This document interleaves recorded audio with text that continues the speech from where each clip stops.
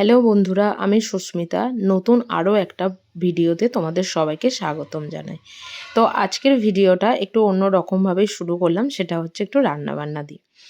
তো বাড়িতে আসার কথা ছিল কিছু অতিথিদের, তো তাদেরই রান্নার আয়োজন চলছিল। যদিও তাদের খাওয়া দাওয়া আর আমাদের খাওয়া দাওয়ার মধ্যে একটু হলেও পার্থক্য আছে, কিন্তু তবুও আমি আমার মতন করে চেষ্টা করেছিলাম তাদের আপ্যায়ন করার। তো একদিকে বসিয়েছিলাম হচ্ছে চিকেনের প্রিপারেশন, আর একদিকে বসিয়েছিলাম হচ্ছে চাটনি। যদিও ওরা নাকি মিষ্টি চাটনি খেতে খুব একটা পছন্দ করে না। হ্যাঁ, এটা হয়তো সত্যি কথাই। যখন আমি খেতে দিয়েছিলাম বা কিছু সেটা পরে দেখেছিলাম। তো এদিকে মাংসর জন্য আলুটা ভেজে নিয়ে কড়াইয়ের মধ্যে গোটা গরম মশলা ফোড়ন দিয়ে আলু এবং টমেটোটাকে খুব ভালো করে ভেজে নিয়ে তার মধ্যে চিকেনটা দিয়ে অল্প একটু পরিমাণে ঢাকা দিয়ে চিকেনটা রান্না করছিলাম। যেহেতু চিকেনটা অনেকটা পরিমাণে ছিল, সেই কারণের জন্য। তো অন্যদিকে আমি তোমাদের বসিয়েছিলাম হচ্ছে ফ্রায়েড রাইস করব। তো ফ্রায়েড রাইসের জন্য পনিরটাকে অন্য একটা কড়ার মধ্যে ভেজে নিচ্ছিলাম। খুব খুব মানে অনেক সময় আমি করি যে একটা কড়ার মধ্যেই করি, কিন্তু এই কড়াটাতে যেহেতু চাটনিটা করে নিয়েছিলাম, সেহেতু গ্যাসটাও ফাঁকা ছিল আর কড়াটাও মোটামুটি ফাঁকাই হয়ে গেছিলো। সেই কারণের জন্য একদিকে করছিলাম চিকেনটা আর একদিকে করছিলাম হচ্ছে পনিরগুলো ভাজাভাজি। তো চলো আস্তে ধীরে রান্নাটা এগোনো যাক। তো মাংসটা কথা বলতে বলতে দেখো পুরোপুরিভাবে রেডি হয়ে গেছে।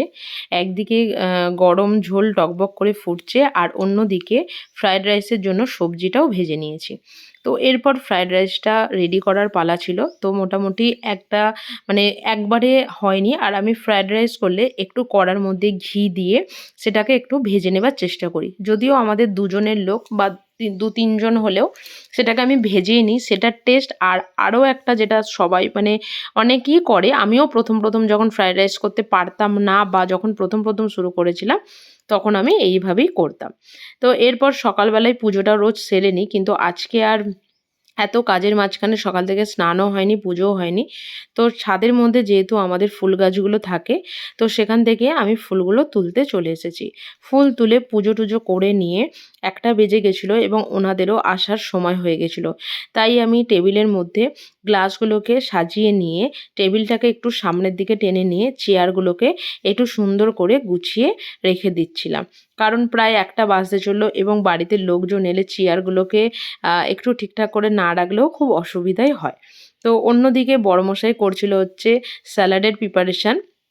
তো এটার মধ্যে আরও একটু টমেটো বা গাজর দিলে খুবই ভালো হতো। তো টমেটোটা অনেকেই খেতে চায় না, যেমন আমিও খুব একটা খেতে চাই না।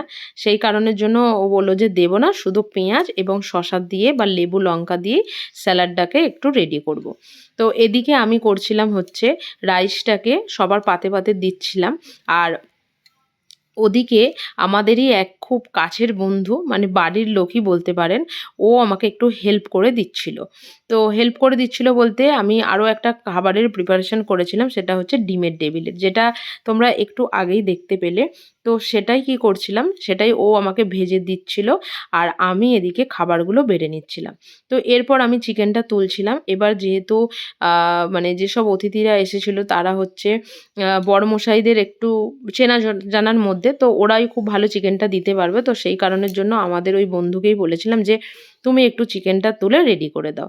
তো তারপর সবাইকে ডেকে খেতে দিয়ে দিয়েছিলাম। তো চলো আস্তে আস্তে সবাইকে খেতে দিয়ে দেওয়া যাক।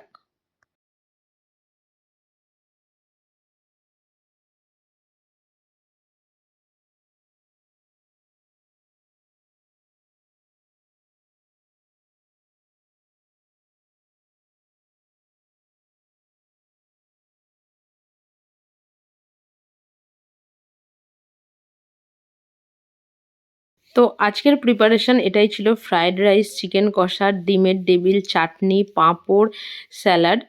যতটুকু করতে পেরেছি ততটুকুই করেছি। তারপর খাওয়া দাওয়ার পর যখন সবাই চলে গেছিলো, তখন বাসনপত্রটাকে খুব ভালোভাবে মেজে একেবারে রেস্ট নেব বলেই ঠিক করেছিলাম। কারণ বাসনপত্রগুলো পড়ে থাকলে না একটু রেস্ট নিতে গিয়েও শান্তি নেই।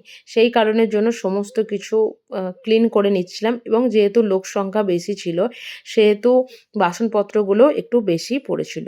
তো বাসনপত্রগুলো ক্লিন করে নেবার পরে বেসিনটাকেও একটুখানি পরিষ্কার পরিচ্ছন্ন করে নিয়ে ভালো করে ধুয়ে দিচ্ছিলাম। তো এই হচ্ছে মোটামুটি দুপুরে সেদিনকার একটু কাজ ছিল। তো চলো কাজগুলো আস্তে, আস্তে করে নেওয়া যাক। এরপর আমি আ দুপুরবেলা যে জামাকাপড়গুলো ছাদে দিয়ে আসা ছিল, তো সেগুলোই আনতে যাচ্ছিলাম। আকাশটাও ছিল সেদিনকে একটু মেঘাচ্ছন্ন। খুব একটা রোদ যে ছিল সেটাও নয়। বাট ওয়েদারটা সত্যিই এখানকার ভীষণ ভালো। এখনো পর্যন্ত মানে আজকে যে ভয়েস ওভার দিচ্ছি, এখনো পর্যন্ত এখানে যে শীতকাল, সেটা সত্যিই মানে বোঝাটা খুব দায়। শীতকাল না গরমকাল, কারণ ওয়েদারটা এতটাই ভালো যে শীতকালের এখনো পর্যন্ত কোনো দেখা সাক্ষাৎ নেই। তবুও টুকটাক ভোরের দিকটা একটু ঠান্ডা লাগে। তো সারাদিন বা সন্ধ্যেবেলার দিকটা এরকম কোনো ব্যাপার থাকেই না। তো ছাদ থেকে জামাকাপড় তুলে নিয়ে আসার পর একটু রেস্ট নিয়ে আ সন্ধ্যেবেলা যে গ্রিন টিটা আমরা খাই, তো সেই গ্রিন টির প্রিপারেশনটাই করে নিচ্ছিলাম। তো আজকের ব্লগটা এই পর্যন্তই ছিল। ভালো লাগলে ভিডিওটা লাইক করো, শেয়ার করো এবং চ্যানেলটা অবশ্যই সাবস্ক্রাইব করে রেখো। সবাই ভালো থেকো, সুস্থ থেকো। টাটা, দেখা হবে আরও একটা নতুন ভিডিওর সঙ্গে।